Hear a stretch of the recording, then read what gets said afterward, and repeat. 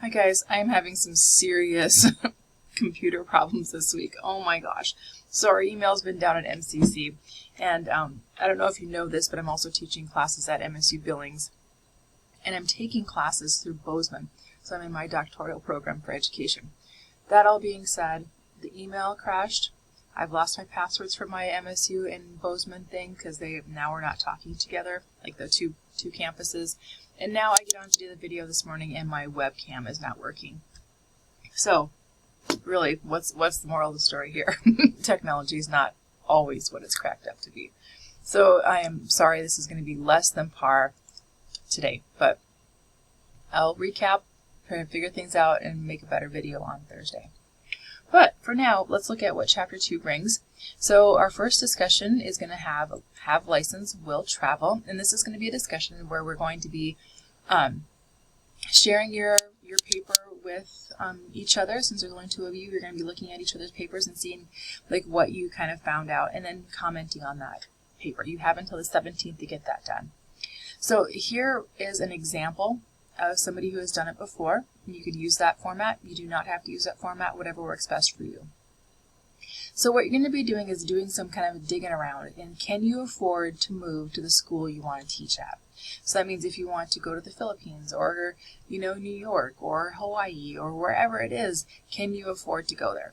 So what we're going to be looking at is there hidden costs? I'm trying to get all that in there. There we go. That you don't know about, that you can maybe find out on the internet. So even a short one here, it says, do you think moving from Colstrip to Forsyth is seen as an easier move than going from Forsyth to Colstrip? And the reason? The cost of utilities. The cost of utilities is extremely cheaper in Colstrip than it is in Forsyth. And you wouldn't think it would be, but it is. Okay, so your job this week, or the next 2 weeks, you're going to pick 4 locations. So you need to have something in either North Dakota, South Dakota, Wyoming, or Idaho. And then place 2 states outside of those ones that we listed above. So wherever you want to go, California, Arizona. And then also a place in Montana where you presently live.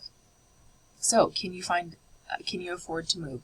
You're going to follow these steps. So the cost of living wizard is not always the best one to use, but if it works for you, great. If it doesn't, just Google a cost of living wizard type app. And you can figure out like what is the best place for you to be in the job that you're going to be going into. How much can you get paid? What's the cost of living? Like finding out the cost of living in Alaska and Hawaii and Spain, those are kind of interesting because if that's where you want to go, you got to know what you're getting yourself into. So once you've kind of done all of that stuff, your actual assignment is going to be, you're going to share the findings of the cost of living calculator, tell us the 3 sites that you chose, and cost comparisons, good, bad, ugly, whatever. And then also tell us about your teacher license if you can find it. Sometimes it's not always something you can find, but I want you to dig. So can your Montana teacher license go to where you want it to be? And then you're going to respond to each other's posts for 15 points. And it can be an opinion, a reaction, or whatever. So again, if you're having a hard time setting that up, you can definitely look at this. This is an assignment somebody else has turned in before. Might be helpful. Okay, so that's due on the 17th. The next thing we have to do is talking about right here. Our next assignment is due on the 17th is professional organizations for educators.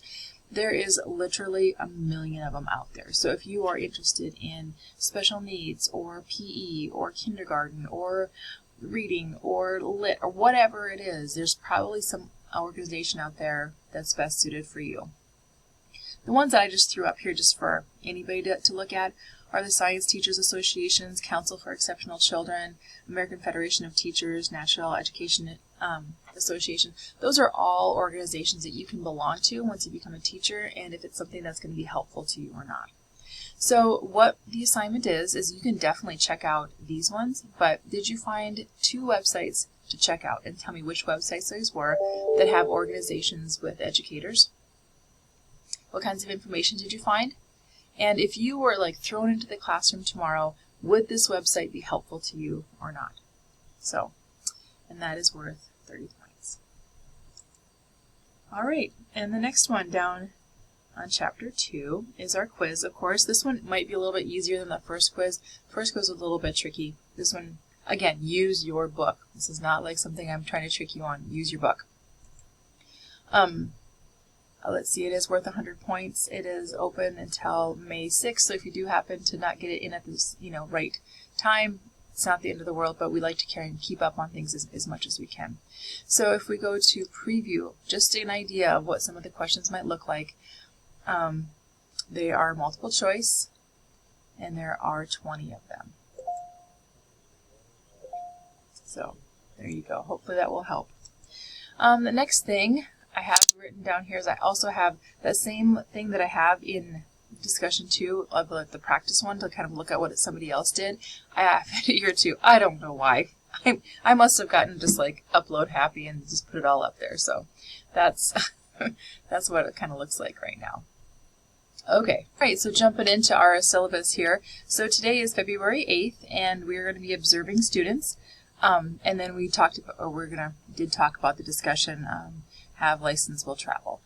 So observations of students. This is probably the most important thing you're going to learn as a teacher. Now remember, the first 2 things that I said we can't forget in education is that you need to build relationships, and we need to make sure that you are responsible for the students' learning. Well, the best way to do both of those is observe your students. This is meaning that we want to know if they're right-handed, if they're left-handed. Do they talk to their friends? Are they mischievous? Can they tie their shoes? We are going to be so nitpicky, and I want to say stockish, like you're stalking the child, but not like in a weird way. Don't be weird about it. But we really want to do everything, know everything about the student, because the more you know about your students, the easier it is to help them, teach them, accommodate what they need to be successful, because this is your job. Your job is to be, teaching them exactly what they need to know to go on to the next grade. Hopefully more, right? And building those relationships with them.